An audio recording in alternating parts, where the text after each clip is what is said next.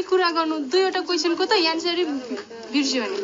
ए मेरो त एकदमै राम्रो भयो मैले त सबै लेखेँ नपुगेर कापी सुधा थपेर लेखेको अनि यो कापी चाहिँ कसले जाँदो रहेछ तिमीलाई थाहा छ ए त्यो कापी जाने मान्छे त बाहिरबाट आउँछ अरे बाहिरबाट हजुर को खै मलाई थाहा भएन त्यो त को रहेछ त्यो ए हे हे अनि कापी जान्ने मान्छे थाहा छ को थाहा छैन छैन है छैन हाई हाई अनि जाँच कस्तो हो त एकदमै राम्रो भयो मेरो त तपाईँको नि ए एकदम सबै मनले चिता जस्तै जाँच भयो है त्यो